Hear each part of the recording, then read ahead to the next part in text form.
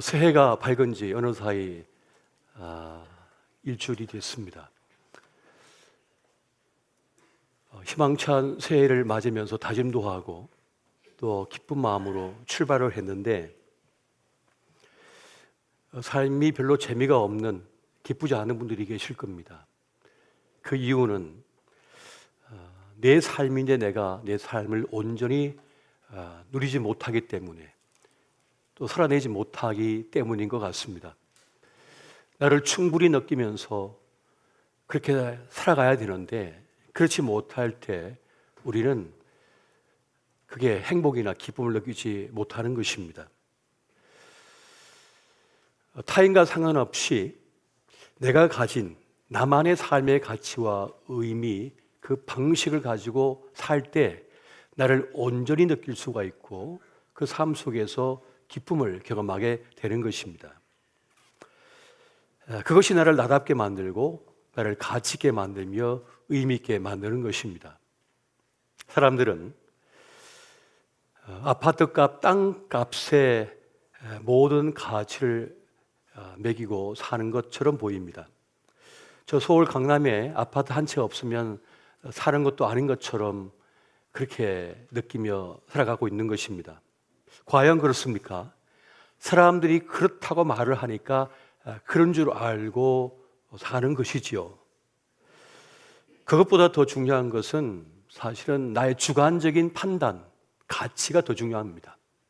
사람들의 말이 아니라 내가 정말 그렇다고 동의하고 인정할 수 있어야 되는 것이며, 또 내 가치와 의무와 부합할 때라야 우리는 그것에 동의할 수가 있게 되는 것입니다. 하지만은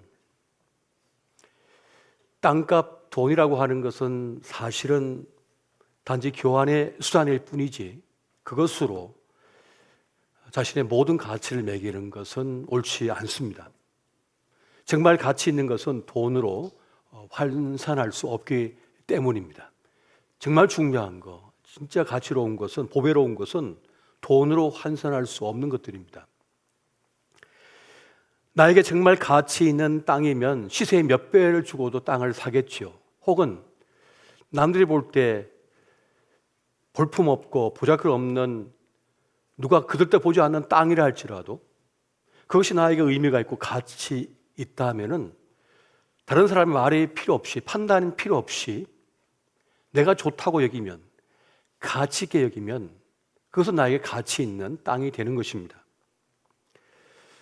그렇게 자기 삶을 주도적으로 살아낼 수 있는 사람, 그런 사람이 될 때라야 우리는 자기의 삶을 가치 있게 살아낼 수 있는 것입니다. 그것이 진짜 가치 있고 의미 있는 삶인 것이죠. 그것이 우리 삶을 온전히 느끼게 만들고 기쁨과 재미를 느끼게 만드는 것입니다. 우리의 불행은 어디서 오는 겁니까? 우리의 불행은 내 이 주관적인 판단 가치가 다른 것에 의하여 훼손당할 때입니다. 소위 말하는 돈은 교환 가치잖아요. 근데 그것이 내 주관 가치를 훼손을 할 때, 무시당할 때 사람은 불행을 경험하게 되는 것입니다. 다시 말하면 내 가치를 다른 사람의 판단에 맡기는 거죠. 그게 끌려다니는 거예요. 그럼 불행한 겁니다. 내 아이, 내가 낳은 아이, 눈에 넣어도 아프지 않은 아이, 내 목숨보다도 소중한 아이인데 사람들이 그래요. 몇 점짜리야? 어디 학교 다녀? 예뻐? 잘생겼어? 키 얼마야? 별로네. 그래요? 그럼 별로네요. 한다면은 그런 불행한 사람이라는 거죠. 고슴도치도 자기 새끼는 가시가 많아도 사랑스러운 거거든요. 그걸 지켜낼 수 있어야 되거든요. 남이 뭐라고 하든지 상관이 없이 이걸 지켜낼 수 있는 사람, 이것을 가지고 있는 사람이 행복한 사람이라는 거예요. 그런데 많은 이들이 사람들의 말과 세상의 가치에 그만 내 주관적인 판단을 잃어버리고 말았습니다. 자기 존재 가치를 다른 사람에게 판단에 맡기고 사는 사람은 힘겨운 삶을 살 수밖에 없는 것입니다. 사람들은 돈이 많고 사회적인 성공을 거두고 하면 그건 성공한 인생이다 라고 말을 합니다. 그건 그 사람들의 이야기지 내가 행복하지 않으면 그건 성공한 게 아닙니다. 그가 지금 불행을 겪고 있다면 남들이 볼 때 성공한 것처럼 보여도 성공한 게 아니라고요. 이걸 우리가 제대로 알아야 되는 것입니다. 다른 사람의 평가에 말에 의하여 내 성공이 좌우되고 있다면 그건 잘못된 거라는 거예요. 근데 많은 이들이 그것을 놓치며 살아가고 있습니다.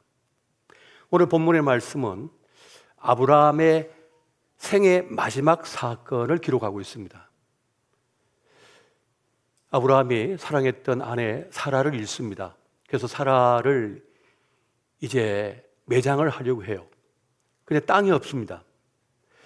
그래서 막벨라 밭굴을 구입하는 그 사건을 오늘 본문은 기록하고 있습니다. 이 사건은 아브라함의 생애에 있어서 매우 중요한 일입니다.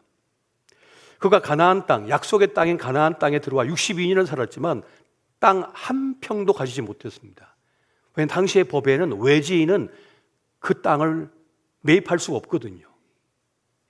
그는 게르, 나그네였습니다. 그리고 그는 토샤브, 우거하는 자였습니다. 잠시 지나가는 자예요. 62년을 살았어도. 그래서 땅을 소유할 수가 없었던 거예요.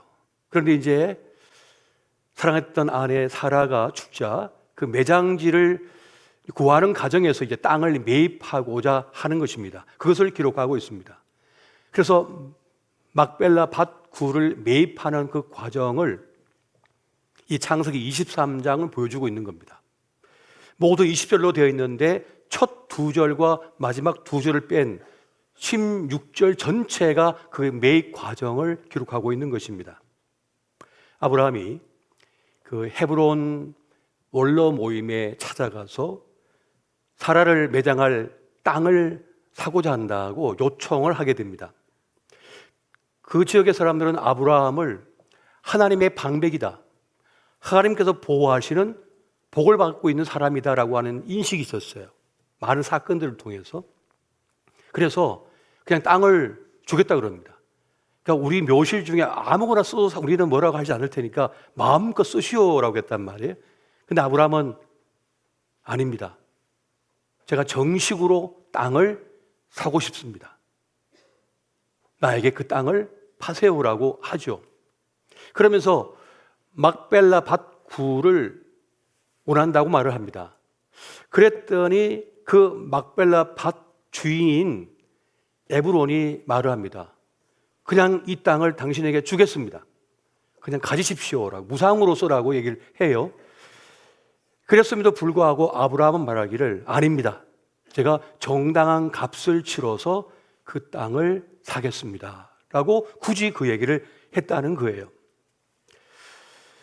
당신은 이 땅을 매매할 때는 흥정을 하거든요. 그래서 처음에는 시세보다 몇 배를 부르는 거예요. 한 4배, 5배를 부르는 거예요. 그런데 그렇게 불렀어요. 그러면 흥정을 해야 되는데 아브라함은 흥정하지 않고 처음 부른 그 값을 그냥 수용합니다. 그 값에 사겠습니다. 이렇게 비싸게 사시냐고. 괜찮다는 거죠. 그만한 가치가 있다는 것입니다. 하나님께서 아브라함에게 약속했던 가나안 땅, 그 언약의 땅, 한 평도 가지지 못했어요. 62년을 살았는데 그곳에서. 그래서 그 땅을 이제 얻게 됐잖아요. 비록 무덤이지만. 하나님의 언약의 땅을 얻는 사건이 되는 겁니다. 그 땅을 비로소 얻게 되는 거예요. 말로만 들었던 하나님의 약속으로 얻었던 그것을 실제적으로 한 평이라고 살 수 있는 기회를 이제 아브라함이 얻게 됐다는 것입니다. 어떻게 해요? 후하게 값을 주고 값을 치렀다는 것을 말씀해 주시고 있습니다. 땅값 400세겔은 어마어마한 액수거든요. 손해가 되는 거래인데도 아브라함은 상관없이 충분한 값, 넘치는 값을 지불하고 그 언약의 땅을 사게 됩니다. 아브라함은 아깝지 않았습니다. 가나안 땅 전체에 비하면 이 무덤 하나, 그 굴 하나는 사실 보잘것없는 거예요. 그러니까 점에 불과한 것이지만은 비로소 언약의 성취가 거기서 이루어지고 있는 사건이 되고 있다는 것입니다. 그리고 아브라함은 그 언약의 땅을 얻고 나서 이제 이 세상을 떠나게 됩니다. 이 막벨라 밭굴을 매입한 이 사건은 하나님의 약속이 실현되어졌음을 보여주는 매우 중요한 사건이 되고 있는 것이에요. 그래서 이스라엘 사람들에게서 이 헤브론, 막벨라 밭굴은 매우 중요한 의미를 가집니다. 성지순례에 가면은 그것을 갈 수가 있잖아요. 폴 존슨이 쓴 유대인의 역사에 보면 이 막벨라 굴이 있는 헤브론을 거쳐간 수많은 사건들을 기록하고 있는 것을 보게 됩니다. 이 막벨라 밭굴에는 아브라함과 사라의 유해가 있죠. 그리고 이삭과 리브가의 유해가 있고 야곱과 레아의 유해가 있습니다. 그리고 바깥에는 요셉의 무덤이 있다고 합니다. 다윗은 헤브론에서 유다 지파의 왕으로 기름 부음을 받았습니다. 그리고 이후에 통일 왕국을 이루고 난 뒤에 정식으로 기름 부음 받을 때도 헤브론에서 받습니다. 왜 헤브론이냐? 언약의 땅, 약속의 땅, 성취의 땅이니까. 정식으로 값을 지불하고 산 그 땅이기 때문에 그곳에서 그는 기름 부음을 받고자 했던 것입니다. 후하게 값을 친다, 그 넘치게 값을 지불한다고 했을 때 그걸 성경에서는 준가라고 하거든요. 준가. 히브리어는 케세프 말레라고 하는 말을 쓰고 있습니다. 그것은 파는 자가 부르는 가득 찬 값이라고 하는 뜻을 가지고 있는 것입니다. 충분한 값, 넘치는 값을 주고 샀다는 것이지요. 왜? 그만큼 중요한 곳이기 때문에. 그래서 다윗도 굳이 값을 치르면서까지 그 헤브론에서 기름을 부음받고자 했던 것입니다. 유대인들이 바빌론에게 멸망당했습니다. 헤브론은 에돔이 지배하게 되었습니다. 그 후에는 그리스가 정복을 했고요. 그 다음에 로마가 정복했습니다. 로마 시대에 열심당원들이 잠시 헤브론을 되찾았지만은 금세 다 진멸을 당하고 다시 로마에게 점령을 당했습니다. 아랍인 프랑크족, 맘루크 왕족까지 차례로 헤브론을 정복했습니다. 그렇게 주인이 바뀔 때마다 어떤 때는 히브리인들의 성지가 되기도 했고 비잔틴 양식의 성당이 세워지기도 했고 이슬람 사원이 세워지기도 했고 십자군 교회가 세워지기도 했고 다시 또 이슬람 사원이 되기도 했던 헤브론 땅입니다. 1518년도에는 오스만 제국이 헤브론에 사는 유대인들을 무자비하게 학살해버립니다. 다 쫓아내버렸어요. 없애버렸어요. 그런데 19세기에 들어서 유대인들의 정평민들이 와서 천막을 치고 살기 시작합니다. 아랍인들이 와서 그들을 진멸하고 쫓아내버립니다. 1930년대에 또 그곳에서 정착처럼 만들었지만 아랍에 의하여 또 다 진멸을 당해버립니다. 그럼에도 불구하고 지속적으로 헤브론을 향하여 와요. 그리고 1970년대에 이르러서는 유대인 정착촌이 제대로 구성이 되기 시작했고 4천여 년 동안에 이 수많은 민족이 헤브론을 거쳐갔지만 결국 그것을 차지하고 있는 것은 이스라엘이죠. 왜 이렇게 핏값을 지불하고 있을까요? 왜 이런 값을, 이 비싼 값을 치르면서까지 그것을 원합니까? 언약의 땅, 약속의 땅이에요. 처음으로 아브라함이 값을 주고 산 땅이 의미를 부여하고 가치를 부여한 거죠. 어쩌면 그들을 지탱하고 있는 정신이 있는 것이 아닐까 싶어요. 그런 말이 있습니다. 정당한 값을 지불해야 내 것이 된다. 싸게 샀다고 좋은 것이 아닙니다. 정당한 값을 지불해야만 그것이 내 것이 되는 거예요. 진짜 내 것이 되는 거예요. 그냥 받으면 내 것이 될 수가 없다는 것입니다. 마태복음 13장 44절 보니까 이런 말씀이 있습니다. 천국은 마치 밭에 감춘 보화와 같으니 사람이 이를 발견한 후 숨겨두고 기뻐하며 돌아가서 자기의 소유를 다 팔아 그 밭을 사느니라. 그게 진짜인 걸 알기 때문에 다 팔아가지고 그걸 샀다는 거예요. 무슨 말입니까? 대가를 지불했다는 거죠. 진짜 대가를 지불해야지 내 것이 되는 거예요. 진짜 대가를 지불해야 그 사람이 내 사람이 되는 겁니다. 진짜 대가를 지불해야 그 직분이 내 직분이 되는 것입니다. 진짜 대가를 지불해야 저도 우리 교회의 담임 목사가 될 수 있는 것입니다. 그냥 되는 것은 하나도 없습니다. 별 노력 없이 얻어지는 것은 우리 영혼 자체가 그 가치 있게 여기지 않아요. 공짜로 받은 건 그냥 공짜로 나가요, 그냥. 하지만 땀을 흘리고 값을 지불하고 시간을 투자하고 피까지 흘린 것은 내놓을 수 없습니다. 진짜 내 것이니까. 진짜 가치를 느끼기 때문에 그러한 것입니다. 제 값을 제대로 치러야만 가치를 내 스스로가 인정할 수가 있게 되어지는 것입니다. 그래서 청춘 남녀들이 결혼 전 동거를 쉽게 하는데 얼마 가지 못해 다 헤어지는 이유가 여기 있는 겁니다. 값을 제대로 치르지 않았기 때문이에요. 쉽게 얻은 사람은 쉽게 나가게 돼 있는 겁니다. 진짜 마음과 정성을 쏟고 목숨까지 쏟아야, 그래서 얻어야만 정말 소중하게 여기거든요. 뺏기지 않거든요. 지켜내거든요. 그래서 우리는 무엇이든지 값을 제대로 치러야 되는 것입니다. 사랑에 대한 충분한 대가를 지불해야 되고요. 꿈에 대한 충분한 대가를 지불해야만 되는 것입니다. 대가를 치르지 않으면 온전한 내 것이 될 수 없기 때문인 것입니다. 하나님께서 그렇게 만드신 거예요. 하나님께서 세상을 그렇게 그런 원리로 만들어 놓으셨어요. 진정한 대가를 치러야만, 꿈에 대한 대가를 치러야만 그것을 얻을 수 있도록 하신 거예요. 하나님께서 그렇게 만드셨던 겁니다. 대가를 치르지 않으면 여러분 기쁨을 느끼지 못합니다. 진정한 기쁨을 누리지 못합니다. 대가를 치르지 않으면 영광도 누릴 수 없습니다. 예배의 영광은 어떻게 누립니까? 대가를 지불하셔야 되는 거예요. 그 예배를 드리기 위하여 여러 가지 복잡한 사항을 정리하고 이 예배를 선택해야 되거든요.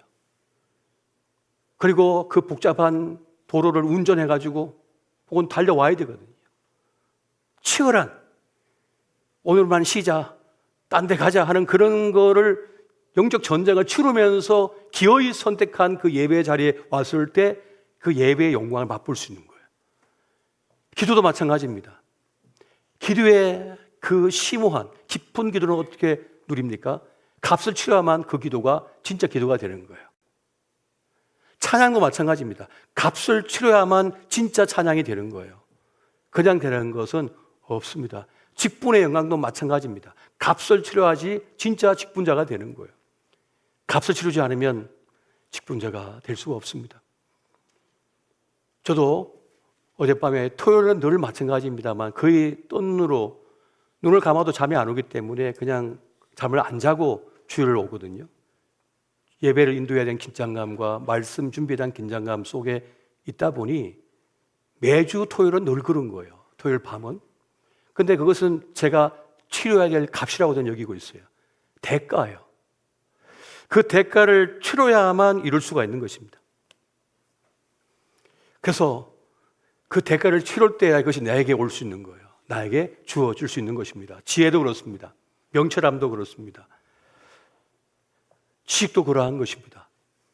잠언 23장 23절 보니까 이렇게 말씀합니다. 진리를 사되 팔지는 말며 지혜와 훈계와 명철도 그리할지니라. 그것을 얻었다면 놓치지 말아야 된다는 것을 말씀하고 있는 것이죠. 여러분, 정당한 대가를 지불해야만 소유권을 주장할 수 있는 거예요. 하나님께도 소유권을 주장할 수 있는 거예요. 주님, 제가 이것을 위해 얼마나 많은 땀을 흘렸습니까? 얼마나 많은 피를 흘렸습니까? 얼마나 많은 시간을 기도했습니까? 라고 당당하게 말을 할 수 있는 거예요. 주님께도 소유권을 주장할 수 있는 거예요. 기도도 안 했으면서, 마음 앞에 보지도 않았으면서, 열심을 해본 적도 없으면서, 희생해 본 적도 없으면서 권리를 주장하려고 하니, 소유권을 주장하려고 하니 주님께서 너는 누구냐 하시는 거죠. 내가 베드로도 하고 바울도 아는데 넌 누구니? 라고 하신다는 거예요. 예수님은 대가를 지불하셨습니다. 우리의 모든 죄를 짊어지시고 십자가에 오르셔서 죽으셨습니다. 진짜 죽으셨습니다. 그래서 주님께서는 우리에게 소유권을 주장하시는 거예요. 너는 내 것이라고, 너는 내 양이라고 주님께서 말씀하실 수 있는 이유는 뭐냐 하면 그분은 대가를 지불하셨거든요. 우리를 구원하시기 위하여 자기의 목숨을 내어놓으셨기 때문에 그래서 그분은 우리에게 대하여 소유권을 주장할 수 있는 거예요. 책임을 다하셨기 때문에 그러한 것입니다. 생명의 값을 치렀기 때문에, 다 이루셨기 때문에 테텔레스타이라고 하는, 다 이루었다라고 하는 그 말을 해줄 수가 있는 거예요. 십자가에서 내가 다 이루었다, 다 값을 치루었다. 테텔레스타이라고 하는 이 말은 화가가 그림을 다 그린 다음에 다 이루었다 하면서 테텔레스타이라고 말을 합니다. 그리고 모든 부채를 변제한 후에, 빚을 다 갚고 난 뒤에 테텔레스타이, 나는 이제 값을 다 치렀다는 말을 한다는 것입니다. 대제사장이 이제 백성이 가져온 그 재물을 봅니다. 양 한 마리를 봅니다. 머리부터 꼬리까지 다 살펴본 뒤에 흠이 없어요. 테텔레스타이, 온전한 값으로 주님께 드릴 수 있게 되었다는 거예요. 테텔레스타이. 우리가 진정한 예배자가 되는 것도 마찬가지입니다. 주님께서 보시는 거죠. 우리를 살펴보시고 테텔레스타이, 충분한 값이 됐다. 이것이 우리 삶의 매우 중요한 가치, 의미가 되는 것입니다. 지금 우리가 누리고 있는 많은 것들이 있습니다. 그것은 누군가 대가를 지불했기 때문입니다. 지금 우리나라가 이만한 평안과 또 사회적 발전과 국가적 위상이 있는 것은 우리 앞선 세대의 희생, 헌신, 땀 흘림, 피 흘림이 있기 때문이에요. 그래서 지금 우리나라가 이렇게 번영하고 이만한 자리에 선 것입니다. 제가 미국 생활할 때 가장 무릎을 치면서 감탄했던 것이, 야, 대한민국 의료 시스템 정말 좋네 라고 생각을 했어요. 너무 싼 값에 너무 편하게, 너무 최고의 의사에게 진료받을 수 있었거든요. 근데 미국 가니까 어마어마한 의료비에 감당을 못 하겠더라고요. 감기 걸려서 3일치 약하면 있는데 15만 원 들더라고요. 그래서 와, 어떻게 살지라고 했어요. 행정도 마찬가지입니다. 서류하러 떼러 갔는데 한 5시간, 6시간 기다리고 있었던 것 같아요. 한국에는 그냥 버튼만 누르면 쫙 나오는 것을. 그래서 한국 행정, K 행정 대단하네. K 의료 대단하네. 또 K 국방을 얼마나 대단합니까? 10대 군사 강국이 됐는데요. 경제뿐만 아니라.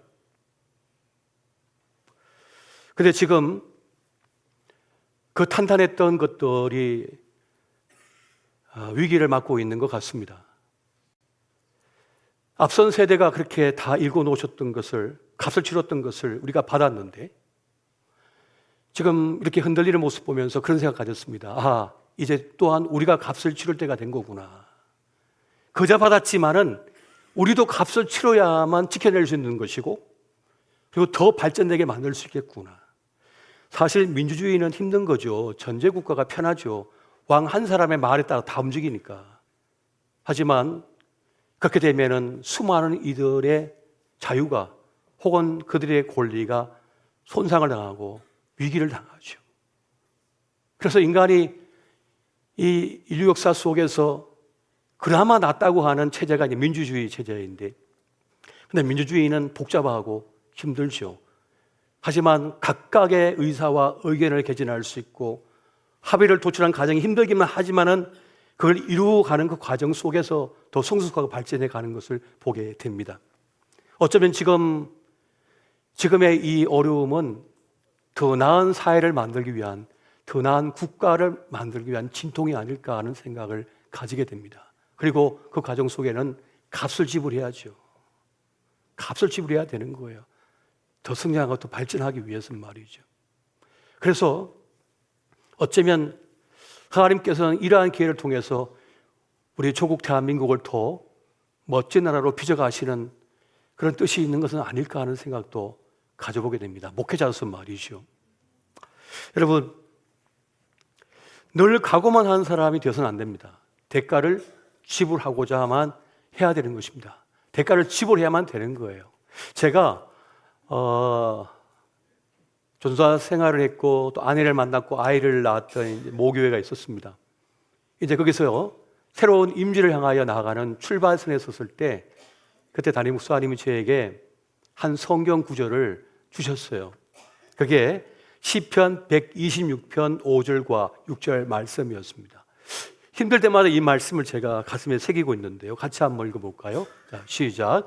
눈물을 흘리며 씨를 뿌리는 자는 기쁨으로 거두리로다.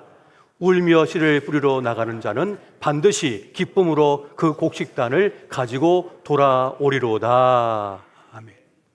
여러분, 눈물을 흘리며 씨를 뿌려 보셨습니까?